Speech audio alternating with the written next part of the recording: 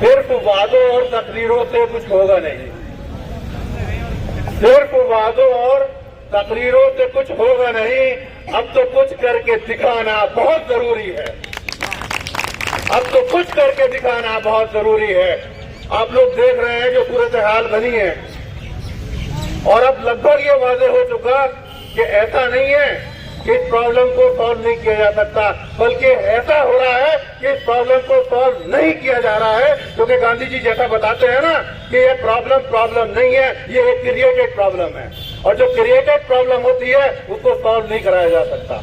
आप देखिए कि आपके साथ में चल क्या रहा है, और जैसा अभी यहाँ पे कहा गया कि धरना एडमिनिस्ट्रेशन, हम लोग ये धरना एडमिनिस्ट्रेशन के खिलाफ नहीं लगाए हुए हैं, हम लोग ये धरना एडमिनिस्ट्रेशन के जो कर्मी हैं वो हम पे जो जुल्म कर रहे हैं उस जुल्म के खिलाफ लगाए हुए हैं।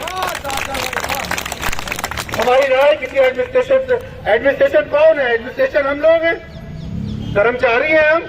जब भी एएमयू प्रशासन की बात आती है तो हम लोग शामिल हैं, सैलरी हम लोग बनाते हैं, प्राइस हम लोग आगे बढ़ाते हैं।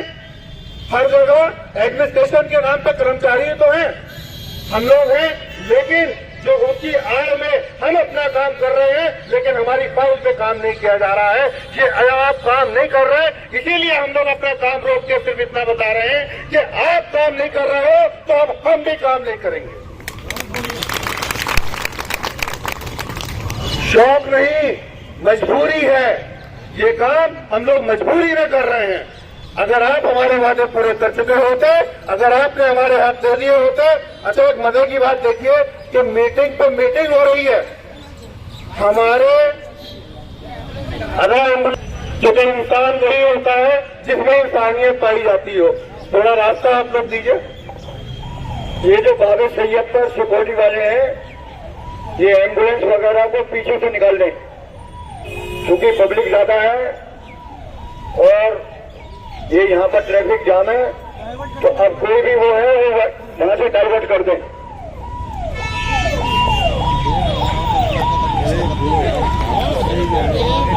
पूरा 1 साल से ज्यादा हो चुका है, 1 साल से ज्यादा, 13 महीने हो चुके हैं, और नतीजा आपको कभी कभी खुद पर सोचना चाहिए कि एक प्रॉब्लम जो आइडेंटिफाई कम से कम 13 महीने पहले हो गई, आप अभी तक उसे सॉल्व नहीं कर पा रहे हैं।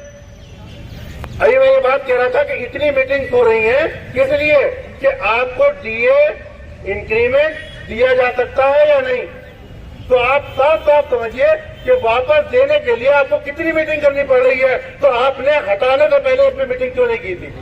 इसका मतलब पता चल रहा है कि आपने कोई मीटिंग नहीं की थी, आपने रातों रात हटा दिया था। मंशा क्या थी आपकी खुदा बेहतर जाने, लेकिन इतना तय है कि यह काम सही नहीं था, ये काम सही नहीं था। अगर सही होता तो आप जस्टिफाई कर पाते। अगर आप जवाब देने की पोजीशन में नहीं है तो इसका मतलब आपने गलत काम किया है, क्योंकि गलती जब आप करते हैं तो उसी का जस्टिफिकेशन होता है। वरना आप भले नहीं कह सकते थे कि देखो हमने इसलिए ऐसा किया। जब हम लोगों को अपॉइंट किया गया था तो हमारे अपॉइंटमेंट लेटर पे लिखा हुआ है, ग्रेड पे भी लिखा है और अलाउंसेस भी लिखा हुआ है कि प्लस अलाउंसेस हमारे अपॉइंटमेंट ऑर्डर पे लिखा हुआ है। तो आप हमारे अलाउंसेस कैसे हटा सकते हैं? आप हमारे अलाउंसेस हटा कैसे सकते हैं? आप बिल्कुल नहीं कर सकते। फिर जब आपकी प्रॉब्लम को आपकी नोटिस में आ गई, सब लोग आए, मैं उस बात को थोड़ा रिपीट कर रहा हूं, जब सब लोग आए, एक्सटेंशन मिला, जितनी भी चीजें हुई, सैलरी 36 से 31 में गई, और अभी जो लास्ट फाइनेंस कमेटी की मीटिंग हुई उसमें तय किया गया, पूछा गया आइटम रख के कि फाइनेंस कमेटी में क्या हम इनको OS 31 से पेमेंट के बाद इन अलाउंसेस को दे सकते हैं या नहीं। यहाँ बैठे, यहाँ खड़े जितने लोग हैं इसका जवाब जानते हैं, इसका जवाब है नहीं, क्योंकि आप OS 31 से अलाउंसेस नहीं दे सकते। अरे हमारा तो बेसिक सवाल ये था कि आपने हमें 36 से 31 में लाए कैसे? अगर आप हमें 31 में लाए नहीं होते तो ये अलाउंसेस के लिए आपको पूछना नहीं पड़ता। तो आप हमें 36 में वापस कीजिए, क्योंकि बिना किसी एडमिनिस्ट्रेटिव ऑर्डर के आप हमें 36 में हटा के 31 में लेके आए। दूसरी चीज, 23 तारीख को जो इसी हुई उसमें हाई पावर कमेटी की मीटिंग पे कमेटी की रिपोर्ट पर डिस्कस करना था। हाई पावर कमेटी 24 जून 2023 को बनाई गई थी।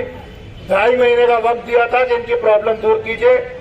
हाई पावर कमेटी ने 2-2.5 महीने में 15 सितंबर को अपनी रिपोर्ट सबमिट कर दी। आपने उस पर कोई काम नहीं किया। बाद में एक वर्ड लोगों के जरिए सुना पड़ा कि बैटिंग होनी है साहब। वहां बात यह हुई थी कि 2 डेट निकल के आई थी। 23 जनवरी 2021 लास्ट ईसी जो कुंवर आदिल अली की हुई, और 15 सितंबर 2023 लास्ट जिस दिन एसपीसी की रिपोर्ट सबमिट हुई कि उस दिन जिसके भी 10 साल हो जाएंगे उसका रेगुलाइजेशन हो जाएगा।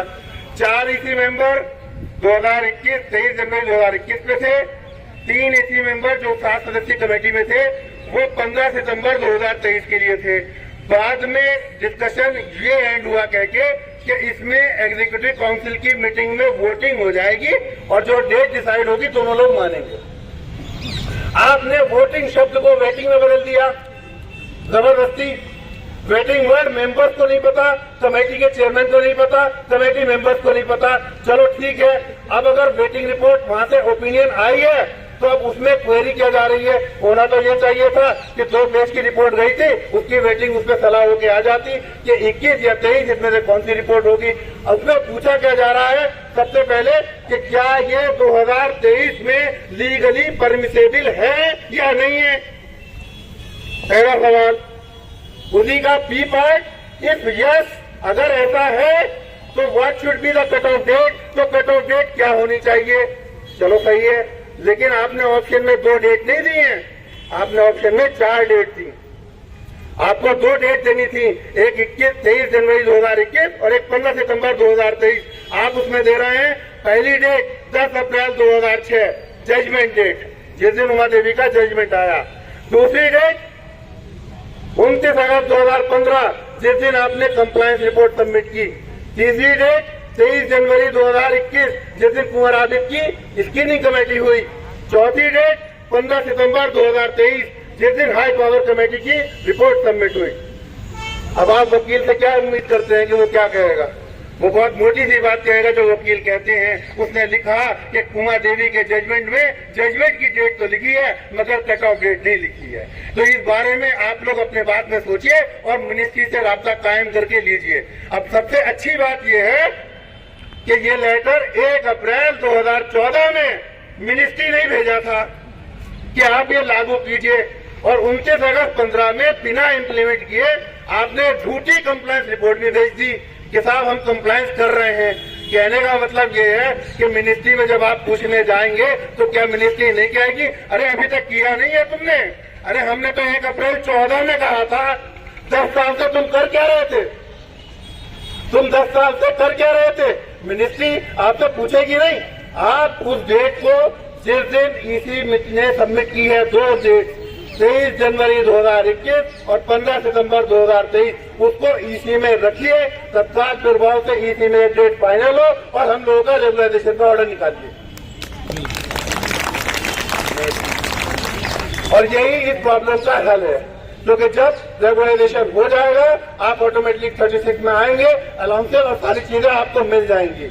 अब दूसरी बात, ये हड़ताल हम क्यों कर रहे हैं, क्योंकि ये वाला काम नहीं किया जा रहा है। जितने वादे किए गए वो पूरे नहीं किए गए। हमने हर बार आप पे भरोसा किया, हमारा एक भी भरोसा पे कायम नहीं हुआ। हर वादे को तोड़ा गया, हर वादे को झूठा साबित हुआ। इसीलिए मजबूरी में आके हड़ताल की जा रही है। ये आपके वजूद की लड़ाई है, आपका वजूद खतरे में है। आप समझिए, सिर्फ मार्च तक का एक्सटेंशन आपके पास में है।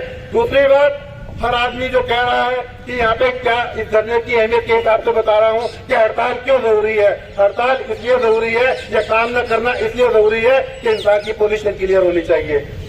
अभी जैसे बताया ना कल जनाब वसीम अली ने कि जब जनाब इब्राहिम को आग में फेंका गया था, नमरूद ने जब आग के हवाले किया था तो गिरगिट ने फूंक मारी थी।